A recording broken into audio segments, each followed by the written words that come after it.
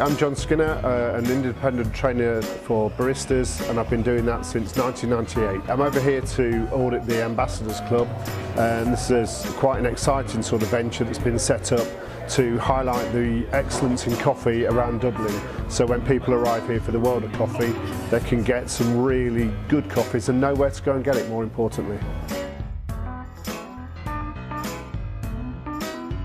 Since the middle 90s, coffee's slowly been raising the standards. The espresso bars have been around, and really it was a slow start, but during the mid-noughties the London coffee scene really picked up, and suddenly now Shoreditch is the place to be.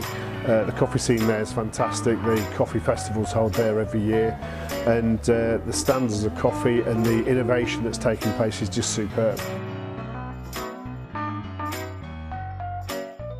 With Dublin now, you can see that they've almost allowed London to get going, have learned from that, and have come in at a much higher standard from the start. So the coffee that you see in Dublin has missed out on all of the hard learning. They've just started doing the product right, and as a consequence of that, around here there's some really, really good coffees to be had. So I started out on this in October, and we've run 3 different waves. So every site has been audited 3 times. The first 2 were more educational from our point of view. Let them see what was expected.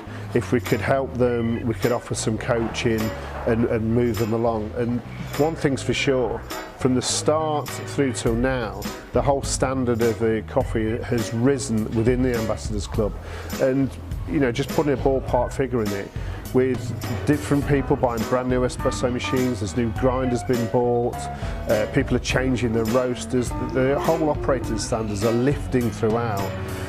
So as I say, there's probably been an investment of probably £30,000 at least out there to improve the standards in the Ambassadors Club. Okay, so the Ambassador Club started initially, and I think there was 80 people that were interested. Once they found out what that included, we dropped that down very quickly to 40.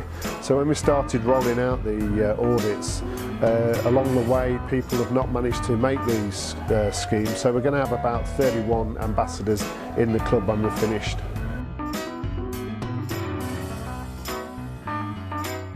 Okay, so the audit's quite complex in as much that you go in and you start with the basics. So where's the coffee coming from? When was the coffee roasted? And what is the makeup of that coffee? So are there high quality coffee inside that blend?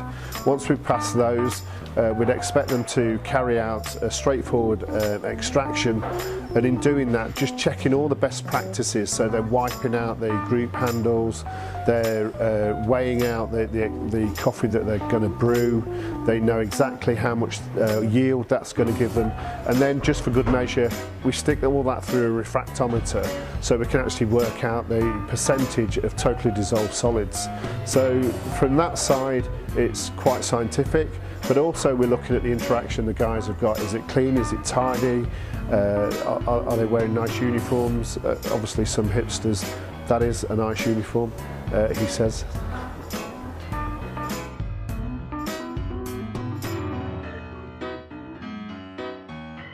Well, the great thing with coffee is it's an incredibly volatile product. So if it starts to rain outside, just because the coffee was working this morning doesn't mean to say it's going to work this afternoon. If the temperature rises, it's also going to affect the coffee. So by being able to prove that their extraction has actually got all of the flavours, the sugars, the acidity, the bitterness, all combined together, it ensures the customer gets a much sweeter, much better product. And we've proved that their extraction, it's not just something we've come up with, we've got the science behind it to say all of that's within the coffee. So the consumer, he ends up with a better product. Yeah, we've had some real extremes. There are some coffee shops out there already that even when I go in there and I'm looking at what they're doing, I'm finding that educational myself. I think it's fantastic the level that they're working at. And then from the other side of it, I've walked into one place and the first time I got there, he had an automated bean-to-cup machine and it wasn't making particularly good coffee.